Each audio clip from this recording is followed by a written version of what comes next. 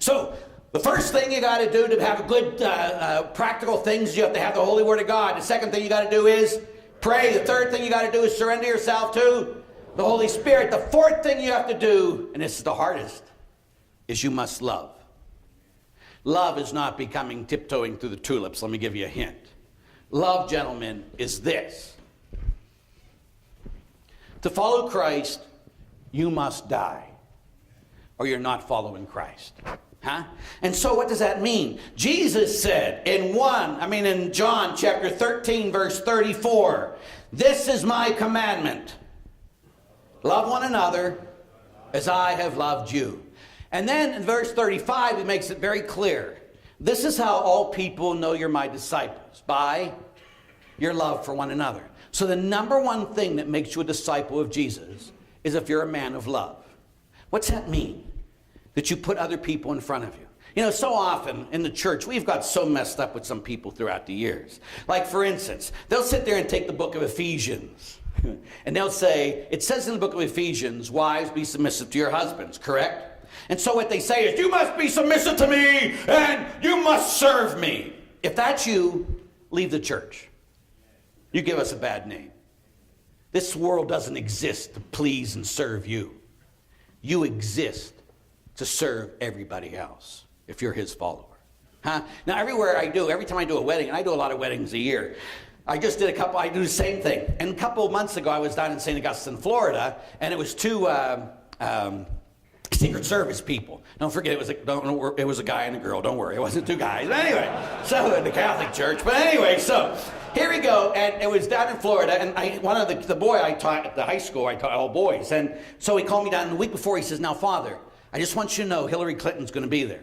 I go, oh, joy. Anyway, so here it is. I'm doing my stuff. I'm getting ready for the homily. And here's Hillary in the second pew there. And next to Hillary is the Wiener girl, you know, the whole thing about her husband, Wiener. Anyway, and she's right there. So I'm thinking, I can't look at them when I'm doing my homily because I'm pretty strong. I don't know if you got that yet or not. But anyway, so I always start with the girl. And I do this every time I do a wedding. And I say, sweetheart, you read the Bible every day, don't you?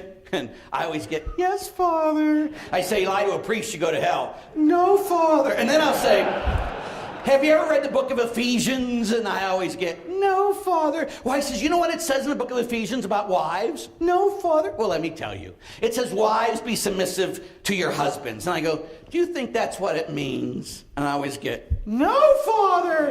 And then I go, yes, that's what it means. And I jump up and down. And I go, for the rest of your life, you must wake up and think, how can I serve my husband? How can I put his needs in front of my own? And all the women are there saying, die, Father, die. You know, the green throw-up starts coming out. Head starts spinning around. That's why I could not look at Hillary when this was happening. I will not look. It'll throw me completely. So, all the women are saying, die, Father, die. The guys are saying, that's great, Father. I wouldn't say it, but you say it, yeah.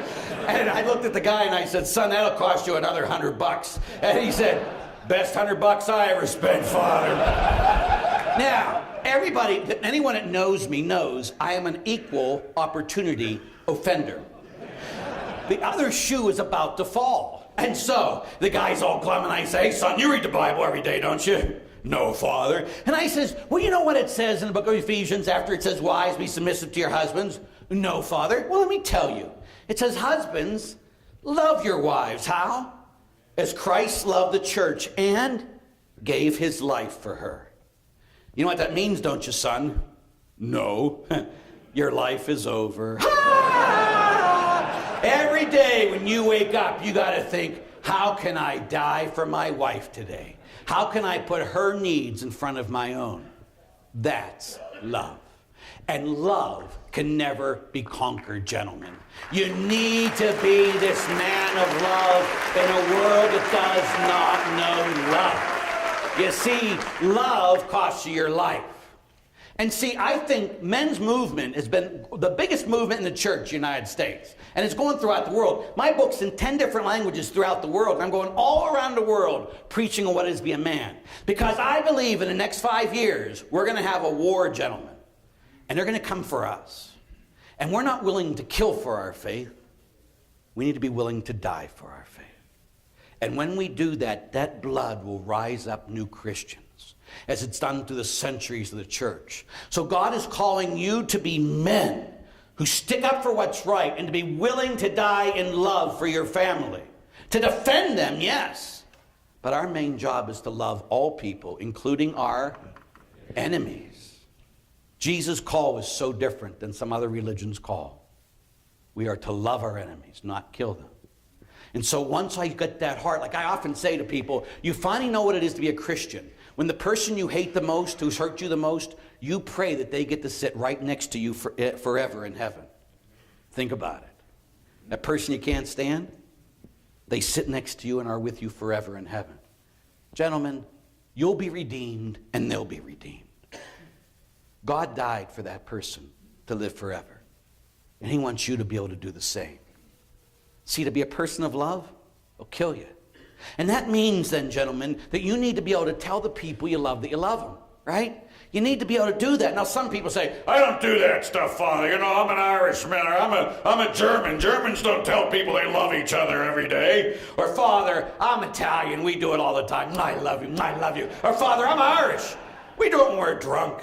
You don't let your culture determine your faith. Your faith needs to determine your culture. So Jesus Christ said, his commandment, love one another as I have loved you, is not. And so Jesus told the people he loved that he loved them, right? Now again, in my own life, I grew up in the city of Pittsburgh. God is a Steeler fan. I'm sorry.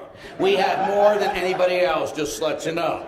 But the reality, and we make good calls for Super Bowls. But anyway, the reality is that growing up in Pittsburgh, both my parents were cops. My father was a cop. My mother was a cop. My mother graduated highest ever from the Pittsburgh Police Academy, I always said she missed her vocation. She should have been God because she knows everything. Just ask her.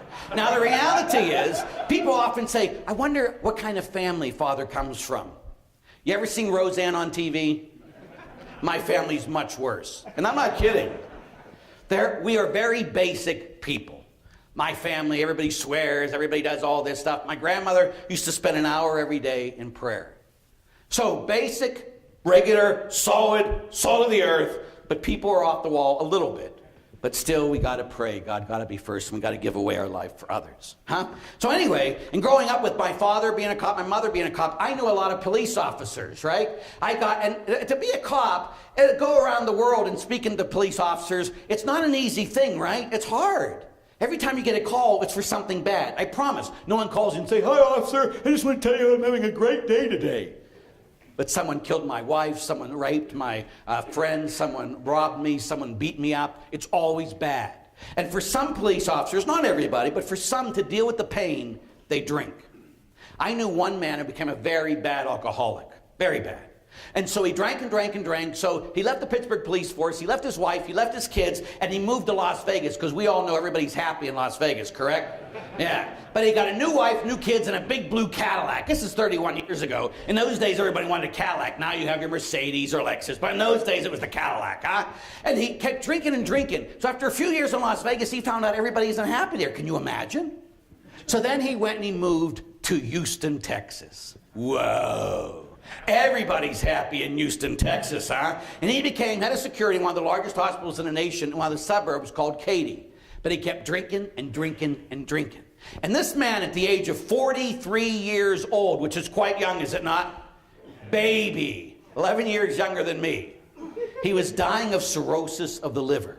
I was a senior in college seminary at the time. I'm a lifer. I entered seminary at 17. And his wife called me because I knew him and says, Larry, he's dying, and it'd be great if couldn't you come out and see him before he dies? And I said, of course, I'm a seminarian. That's what I do. Yes. And I got in a plane and I flew out to Houston, Texas. Well, I was not prepared for what I saw. Here was this man when he was 43, a couple of days before his 44th birthday. And I walked in there, he had pure white hair, he had no fat, he was a human skeleton. He couldn't talk to me. He looked like he was 90. Dying of AIDS. And he had a respirator on him because he couldn't breathe on his own. And I walked into the ICU room, and we're the only two there, and I go, you look like hell. I have a negative humor. I don't know if you figured that out or not. And so he knew it too, and so he's laughing, but he couldn't talk to me. So he had a little blackboard, so I wrote, and it was really a little green board. I would write on this blackboard. And I spent a week with this man, praying with him, being with him for that week. But then I had to go back to seminary. This is in September.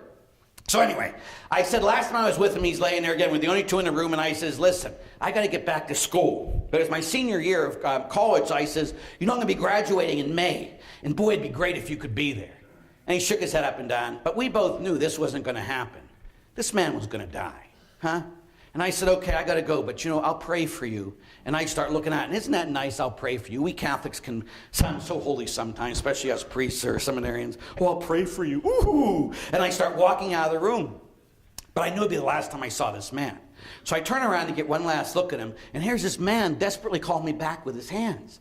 Desperately, and I'm thinking something's terribly wrong. So I ran around the other side of the bed, and I go, what's the matter? What's the matter? What can I do for you? And this man took me, and he grabbed me, and he held me so close to himself. And as he's holding me so close to himself, I looked up at him, and I go, yeah, I love you too, Dad. And a little later, my dad died. The only time I ever told my dad that I loved him was on his deathbed. Why? Because he wasn't the type of dad I wanted. He was an alcoholic, and he was a mean alcoholic.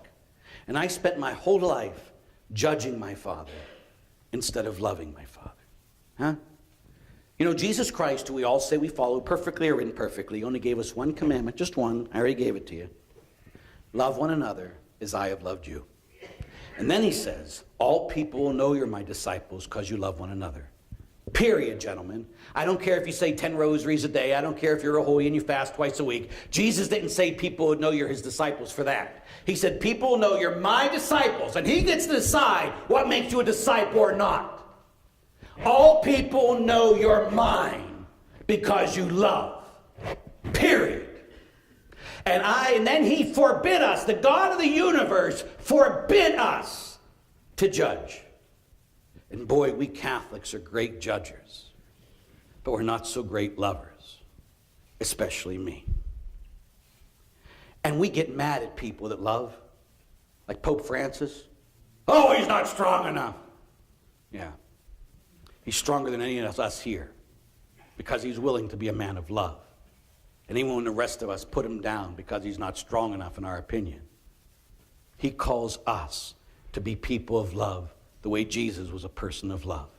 Jesus himself forbid us to judge, and he commanded us to love. And then, gentlemen, what does that look like in your family? That means every day you give up your life for your wife and your kids. You exist to die for them every day. So